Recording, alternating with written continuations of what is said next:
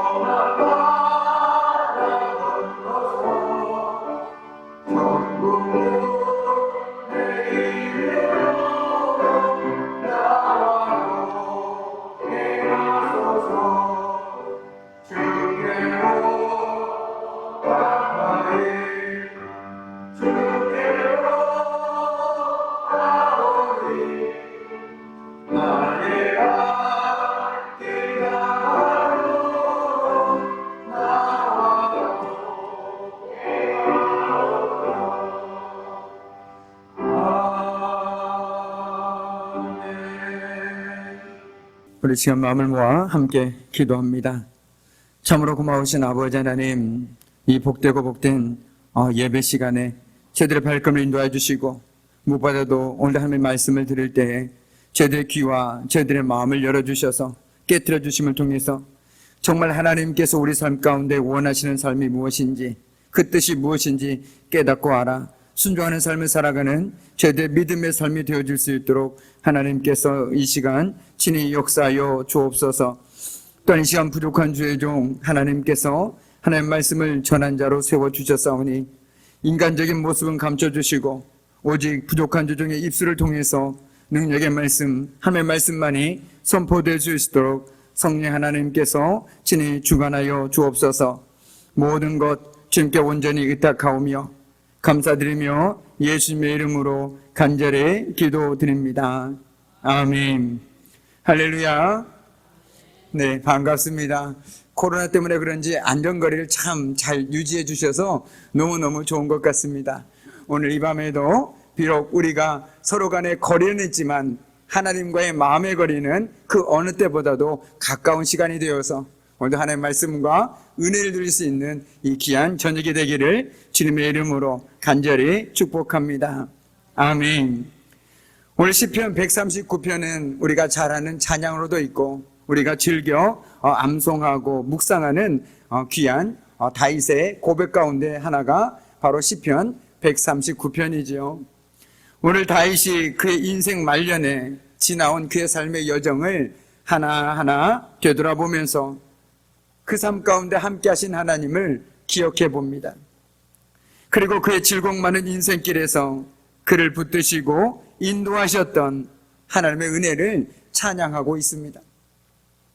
이처럼 오늘 시편은 다윗이 하나님에 대한 자기의 신앙 고백을 노래로 표현한 것입니다. 다윗은 말하지요. 하나님은 우리의 소원을 아시고 우리의 아픔과 슬픔을 아십니다. 하나님은 우리가 평안할 때나 괴로울 때나 우리를 아십니다 라고 말하고 있습니다. 우리의 인생이 휘파람을 불며 걷는 인생을 살아갈 때도 우리를 알고 계십니다.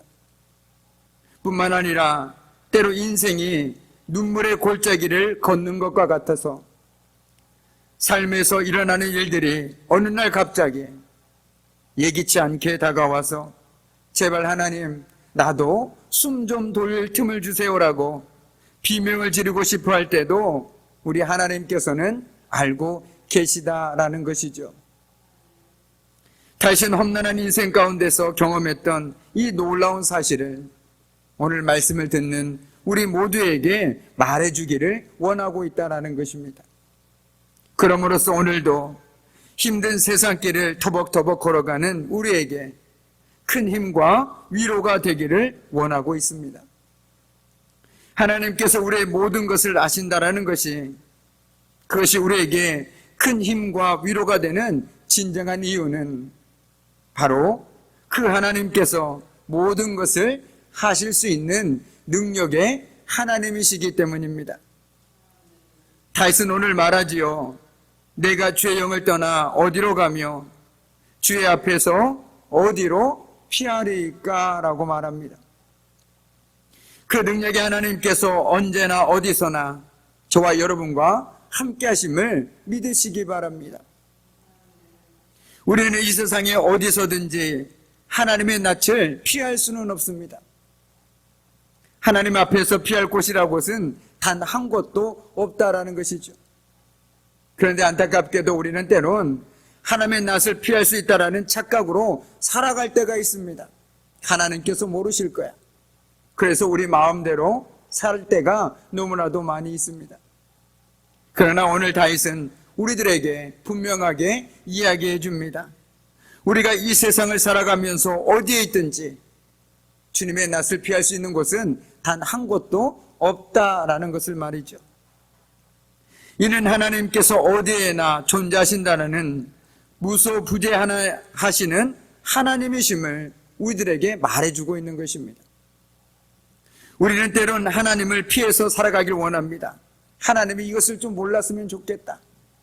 하나님의 통치를 피하고 살길 원하지만 절대로 피할 수가 없습니다.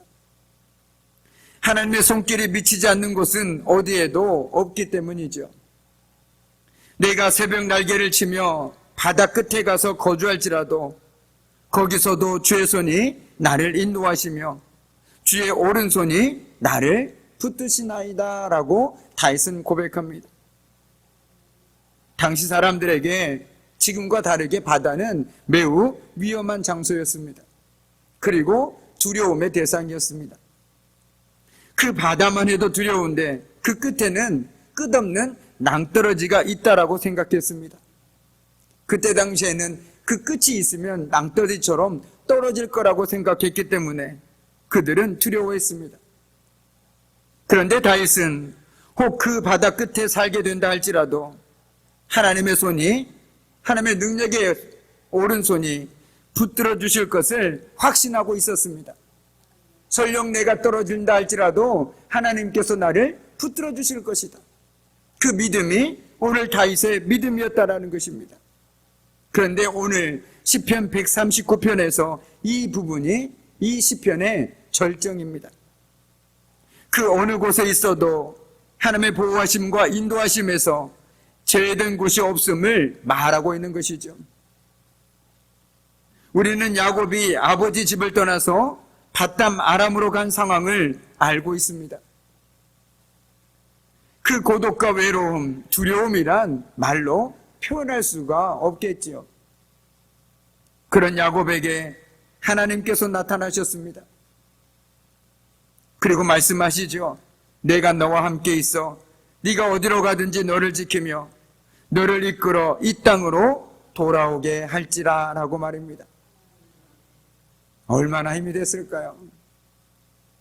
참 내가 힘든 삶을 살아가고 있을 때 하나님께서 내 마음에 감동을 주시고 말씀으로 위로해 주실 때 그 큰 감동과 은혜를 경험해 보신 분이라면 오늘 야곱이 그 막막한 상황 속에서 하나님의 말씀을 통해서 위로받고 하나님께서 함께 하심을, 그리고 하나님의 그 귀한 약속의 말씀을 들었을 때 그 감격은 이로 표현할 수가 없을 것입니다. 하나님이 함께하고 계셨구나. 하나님께서 나를 붙들고 계셨구나. 그리고 하나님께서 반드시 나를 돌아오게 하실 것이다 라는 그 믿음. 그렇기 때문에 그 두려움 가운데서도 야곱은 그 삶을 헤쳐나갈 수 있었다라는 것이죠. 언젠가 제가 말씀드린 것 같습니다. 사람이 죽고 사는데 희망이 없으면요, 그 사람이 죽는다고 합니다. 옛날에 제2차 세계대전 때 독일이 아우슈비츠, 즉 수용소에서 많은 유대인들을 학살하고 그들을 포로로 잡고 있었지요. 그런데 그들에게, 유대인들에게 그것들은 결코 그들의 소망을 꺾을 수가 없었습니다. 하나님께서 함께 하신다, 하나님께서 우리의 고통 가운데 함께 하신다라는 그 믿음으로 그들은 버티고 견딜 수 있었습니다. 그런데 유독 그 수용소에서 버티지 못한 사람들이 있었습니다. 바로 희망을 잃은 사람들입니다. 이제 더 이상 희망이 없다, 가망이 없다라고 생각하는 사람은 그 상황 속에서 스스로 서서히 죽어갔다라고 어떤 생존자가 쓴 글을 읽은 적이 있습니다. 그렇습니다. 저와 여러분의 삶 속에서도 삶이 어려운 것은 견딜 수 있습니다. 그런데요, 희망이 없는 것만큼 우리의 삶을 힘들게 만드는 것이 또 없지 않나라는 생각이 되어집니다. 생전에 저희 아버님께서 살아계실 때 저에게 가장 안타까웠던 것이 바로 그 부분이었던 것 같습니다. 참 제가 보기에는 조금만 다르게 보면 참 살만한 인생이실 텐데 너무나도 힘겨운 인생을 살다 보니 늘 소망이 없는 인생을 살아갔던 모습들을 저에게 보여줬던 적이 있습니다. 그래서 늘 힘들어하고 늘 아파하고, 그래서 늘 죽는 사람들 보면서 아버님께서 저에게 이렇게 말했던 적이 있습니다. 참 부럽다라고 말이죠. 그것이 바로 생에서 소망을 잃어가는 사람들의 삶의 모습이라는 것입니다. 한 끼 굶어도 괜찮습니다. 두 끼, 세 끼 굶어도 괜찮습니다. 그러나 소망이 없는 사람은요, 결코 버틸 수가 없습니다. 왜냐하면 내가 이 땅에서 살아야 할 의미와 가치를 잊어버리기 때문에 그렇습니다. 오늘 야곱도 마찬가지고 다윗도 마찬가지고 그 모든 어려운 상황들 속에서 우리 같으면 정말 못 살겠다, 차라리 죽는 것이 낫겠다라고 말할 수도 있겠죠. 왜 내 인생에만 이런 어려운 일들이 닥치는지 하나님을 원망하고 저주할 수도 있겠죠. 우리는 잘 알고 있지 않습니까? 다윗이 어떻게 살았는지, 사울에게 쫓기고 심지어 사랑하는 아들에게까지 쫓기는 신세로 그는 살아가지 않았습니까? 그럼에도 그가 하나님 마음에 합한 자로 살아갈 수 있었던 것은 하나님께 소망을 두고 결코 소망을 잃지 않았기 때문에 가능하다라고 저는 생각합니다. 저와 여러분이 사는 삶의 자리는 다 다릅니다. 그러나 분명한 공통점 한 가지는 하나님께서는 우리가 하나님께 소망을 두고 살아가기를 원하고 계시다라는 것이죠. 세상 사람들은 경제가 어렵다, 여러 가지 문제들로 어려워서 못 살겠다, 죽겠다, 이제 더 이상 소망이 없다라고 얘기하지만 적어도 저와 여러분은 그 상황 가운데서도 하나님이 함께 하시기에 소망이 있다라고 담대하게 외칠 수 있고, 그 소망을 가지고 살아가야 하는 사람들이 바로 저와 여러분이라는 것이죠. 그렇기 때문에 어떤 사람 보기엔 미친 사람처럼 웃기도 하고 오히려 감사하다라고 얘기할 수 있는 이유도 바로 저는 거기 있다라고 생각합니다. 그러나 내 삶 속에서 소망이 사라지면 불평과 원망이 내 자리에 틈타기 시작하고, 그리고 어떻습니까? 살만 나지 않죠. 누가 아무리 옆에서 좋은 말을 해도 그냥 살만 나지 않습니다.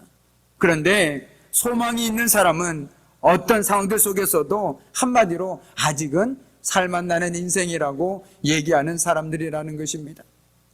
오늘 마찬가지로 하나님께서는 우리에게 어떤 인생을 너에게 꽃길 같은 인생을 주겠다 약속하진 않으십니다.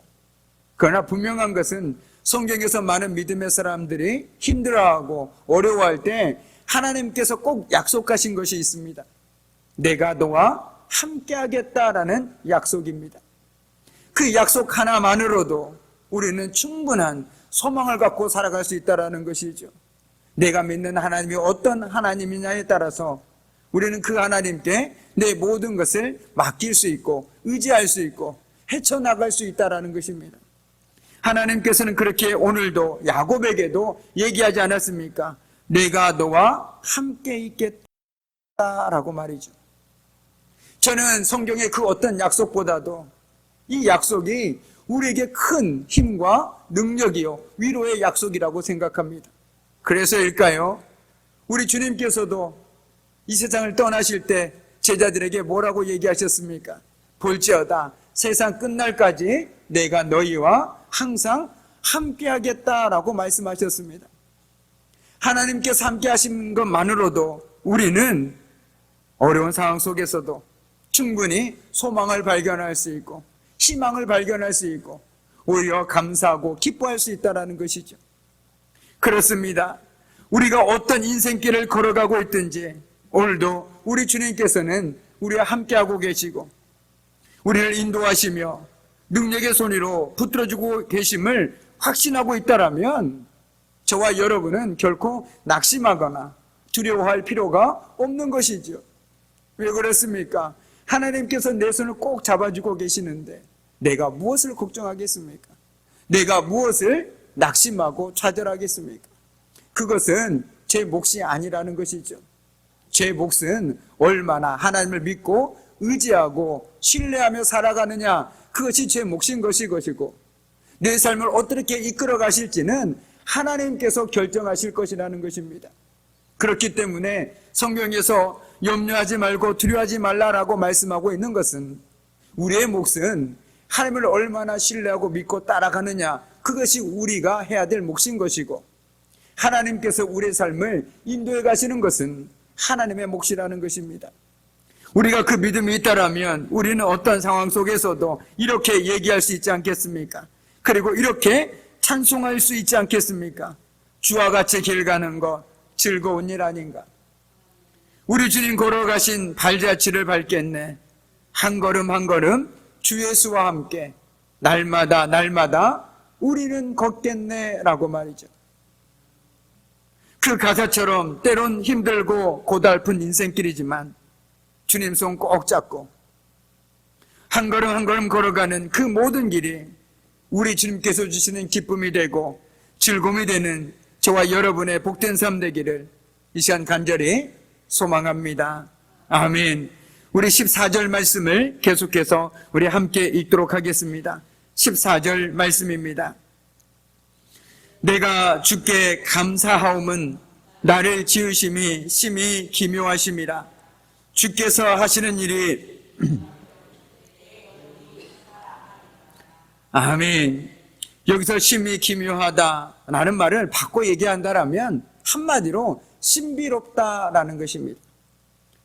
신비롭다라는 것은 도저히 우리가 헤아릴 수 없다라는 것이죠. 우리가 이해할 수 없고 우리가 납득할 수 없을 때 참 신비롭다라고 표현하지 않습니까? 그리고 기이함 역시 마찬가지로 신비함이라고도 바꿔 표현할 수 있습니다. 다른 것을 볼 것이 아니라 우리의 몸을 한번 가만히 보십시오. 얼마나 신비롭습니까? 하나님의 창조는 인간의 머리로는 이처럼 도저히 이해할 수 없는 신비이며 비밀이라는 의미를 담고 있는 것입니다. 하나님의 지식은 우리 인간으로서는 감히 생각하지도 못할 놀라운 것이죠. 능히 미칠 수 없는 하나님의 지식입니다. 다윗은 이를 통해서 창조자 되신 하나님의 초월적인 능력을 찬양하고 있습니다. 사실 하나님께서 창조하신 이 세상은 우리의 이성으로는 이해할 수 없는 수많은 비밀과 신비로 가득 차 있습니다. 그 말을 바꿔 얘기한다면 우리의 믿음 역시 수많은 비밀과 신비로 가득 차 있음을 우리는 잊지 말아야 된다는 것이죠. 그렇습니다. 이처럼 기이하시고 심히 기묘한 창조주 하나님의 섭리와 능력에 대해서 우리가 가져야 할 것은 바로 믿음입니다. 하나님은 우리의 제한된 이성과 지혜로 이해할 수 없는 참으로 무한하신 분이시죠. 한마디로 우리가 가들 수 없다라는 것입니다. 또한 깊고도 높은 지혜를 지니신 분이시죠. 그래서 우리가 그분 앞에 취할 자세는 너무나도 분명합니다. 겸손함입니다. 마치 우리가 하나님 앞에서 모든 것을 다 아는 것처럼 행동하는 사람만큼 교만한 사람이 없다라는 것이죠. 우리는 한 치 앞도 할 수가 없습니다. 하나님께서 우리 삶 가운데 어떻게 일하실지, 어떻게 펼쳐가실지, 어떻게 인도해 가실지, 그리고 어떻게 열어가실지 저와 여러분은 알지 못한다라는 것이죠. 그렇기 때문에 우리는 겸손함으로 주님 앞에 무릎 꿇고 나아갈 수 있다라는 것입니다. 저는 그래서 하나님이 너무나도 좋습니다. 내가 다 알 수 없기에, 내가 다 이해할 수 없기에 오늘도 기대함으로 하나님 앞에 기도할 수 있다라는 것이죠. 내가 보는 것은 참 안타깝고 힘든 상황들이지만 그 상황 가운데 하나님께서 함께 하시면 그 상황 역시 하나님께서 어떻게 풀어가실지, 어떻게 바꿔가실지 알지 못하기에 오늘도 우리에게는 소망이 있는 것입니다. 세상에 속한 사람들은 보이는 대로, 들리는 대로 살아가기에 힘겨울 수밖에 없습니다. 그러나 우리는 어떻습니까? 물론 보이는 것, 들리는 것에 따라서 살아갈 때도 있지만 더 중요한 것은 우리는 하나님을 믿음으로, 겸손함으로 하나님께서 어떻게 우리의 인생 가운데 개입하시고 역사하실지를 알지 못하기에 오늘도 그 하나님께 우리의 것을 온전히 내어 맡기며 나아갈 수 있다라는 것입니다. 오늘 우리가 하나님께 고백할 수 있는 최선의 고백은 하나님을 알았다, 하나님을 이해한다, 하나님을 납득한다라는 말이 아닙니다. 오히려 어떤 상황 속에서도 하나님을 신뢰하고 믿는다라는 고백이라는 것이죠. 하나님이 이처럼 우리를 창조하시고 이어지는 말씀을 보면 모든 시간과 공간을 초월하신 분이심을 우리들에게 분명하게 보여주고 있습니다. 한마디로 우리의 머리로 다 담을 수 없는 분, 그분이 바로 하나님이시라는 것이죠. 우리 한번 가만히 생각해 보시게요. 내가 하나님을 믿지 못할 때가 어떨 때입니까? 하나님을 내 머릿속에 담았을 때입니다. 내 생각 속에, 내 경험 속에 하나님을 담는 순간, 이건 안 된다, 이건 누가 와도 안 된다, 그렇게 우리는 쉽게 판단해버리고 맙니다. 그것이 내가 닥친 문제이든 사람이든 어떤 일이든 간에 내가 하나님을 내 좁은 생각 속에 가두기 시작할 때 우리는 하나님을 믿지 못합니다. 믿을 수가 없습니다. 그러나 우리가 하나님을 우리의 생각 속에 가두지 않고 오히려 우리가 하나님의 담을 수 없다는 걸 고백하며 나아갈 때 모든 순간이 우리들에게 믿음을 요구하고 있다는 것이죠. 그 믿음의 요구에 어떻게 응답하느냐가 바로 저와 여러분의 믿음의 삶의 풍경이라는 것입니다. 어떤 사람은 똑같이 신앙생활을 하는데 그 삶의 모습이 너무나도 다릅니다. 어떤 사람은 똑같이 예배하고 똑같이 하나님을 섬기는데 그 삶의 모습을 보면 어떻게 저렇게 살 수 있나, 참으로 정말로 놀라울 때가 있습니다. 그 결정적인 차이는 바로 하나님을 어떤 분으로 섬기고 살아가고 있느냐라는 것이죠. 제가 우스갯소리지만 저희 할머니께서는 옛날에 제가 어렸을 때 정한수를 떠놓고 참 많이 빌었습니다. 자녀를 위해서 새벽마다 그 나무 앞에서 열심히 빌던 모습을 저는 아직도 기억하고 있습니다. 그런데 그 할머니께서 하나님의 은혜 가운데 신앙생활을 하고 있지만 참 안타까운 것은 여전히 그 모습을, 그 마음을 버리지 못했다라는 것이죠. 하나님께 무조건 구하기만 하고 내가 해야 할 것들은 하지 못하는 삶을 살아가고 있는 모습들이 간혹 보일 때가 있습니다. 그리고 가장 좋아하는 말이 복이라는 단어입니다. 하나님 복 주십시오. 건강의 복, 물질의 복, 이 모든 복만 좋아합니다. 그런데 성경은 우리에게 그 복을 주는 이유가 너무나도 분명합니다.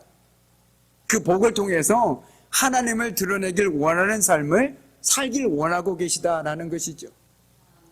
그런데 우리는 그저 복받기만 원합니다. 그러다 보니 신앙생활이 늘 그 자리에서 맴돌 수밖에 없다는 것이죠. 그런데 어떻습니까? 성경에 많은 믿음의 사람들, 다윗도 마찬가지고요. 그 많은 것을 가지고 그냥 자기만 복받고 끝났습니까? 절대 그렇지 않다라는 것이죠. 하나님께서 나에게 무언가를 주실 때는 나에게 무엇인가를 요구하고 계시다라는 것을 한 번쯤은 생각해 봐야 된다라는 것입니다.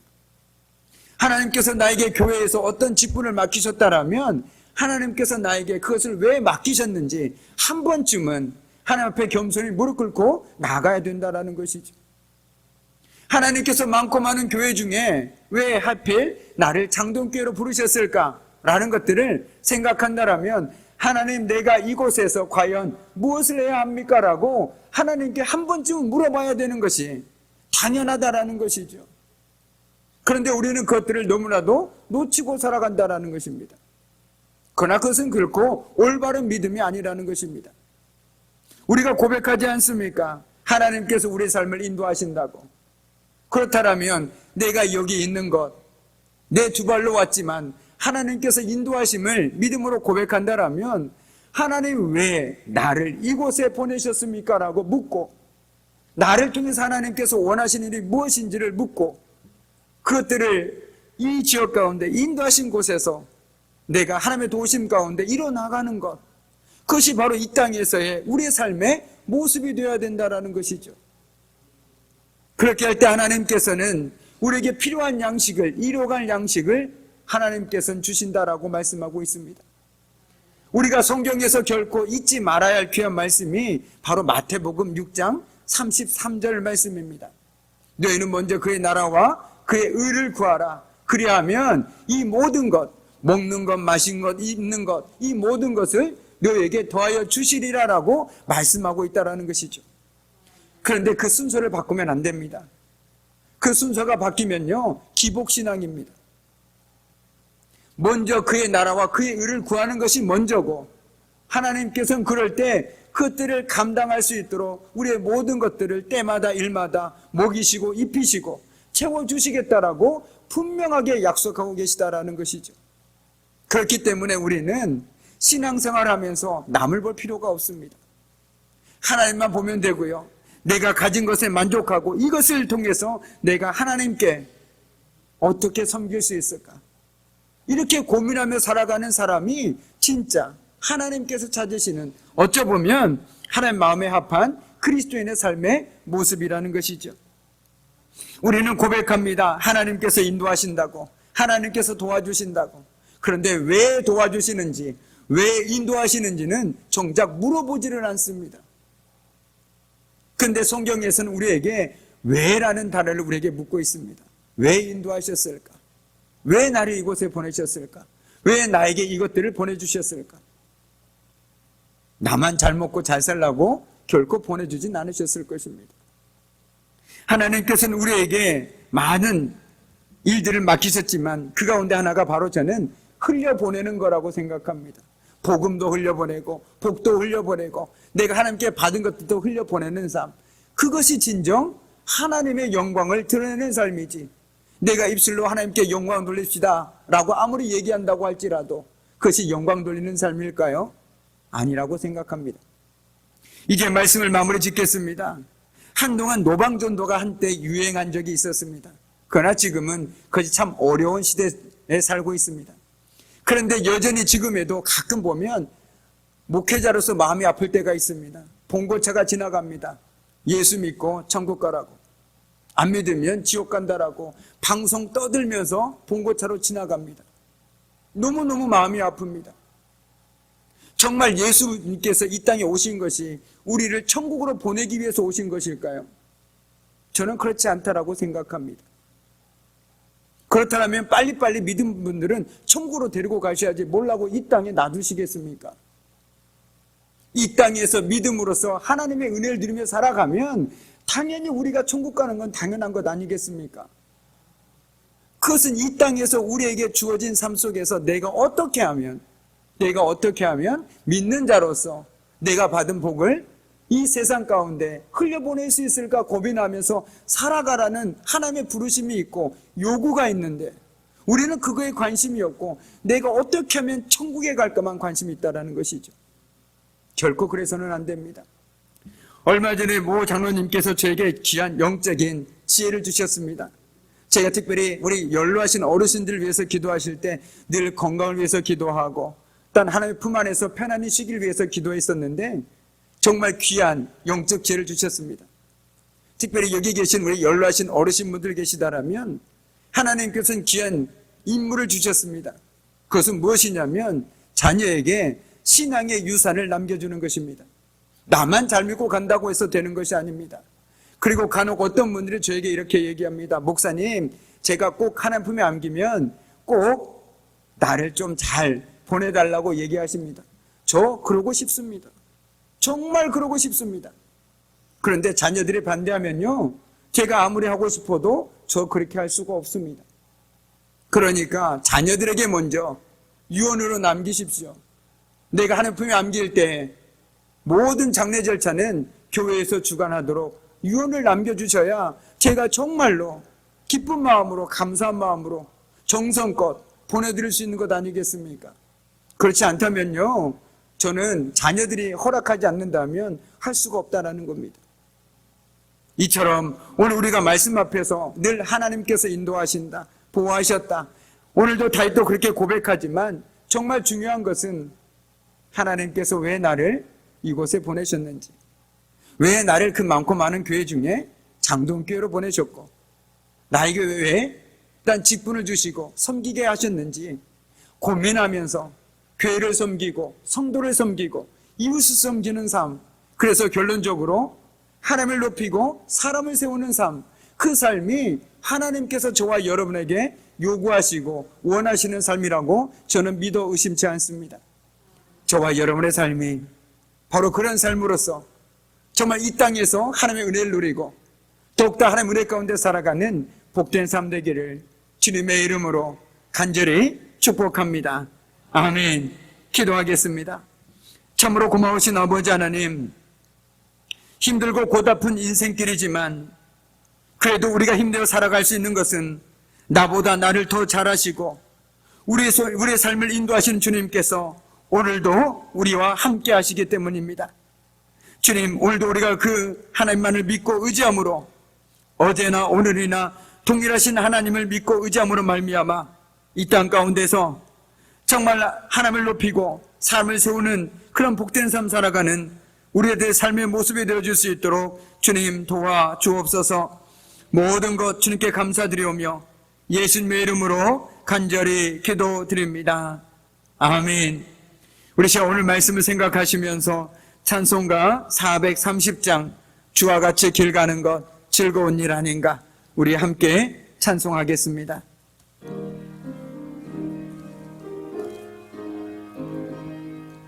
우리 박수 치면서 기쁨으로 함께 찬송하겠습니다. 주와 같이 길 가는 것 즐거운 일 아닌가, 우리 주님 보러 같이 말같이 늘 함께 한 걸음 한 걸음 주 예수와 함께 날마다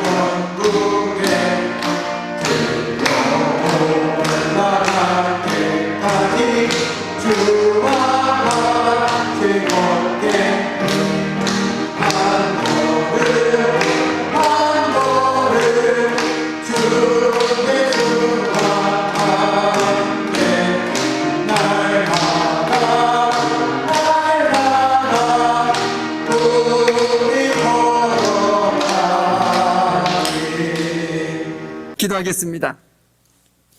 이제는 우리 주 예수 그리스도의 은혜와 아버지 하나님의 그 무한하신 사랑하심과 성령님의 사귐과 임재와 다스리심이 정말 우리 삶에 인도하시고 우리와 늘 함께 하시는 그 하나님만을 바라보고 그 하나님께서 소망을 찾고 살아가길 결단하는 우리 귀한 성도들의 삶과 그들의 가정과 일터와 사업장 위에 특별히 코로나19로 인하여 힘든 시간들을 보내고 있는 우리 귀한 믿음의 권속들과 또 멀리 타국으로 출장 가운데 있는 우리 귀한 믿음의 권속들의 그 모든 일정과 그 모든 되어지는 일들 가운데 이제부터 영원토록 함께 하시기를 간절히 축원하옵나이다. 아멘.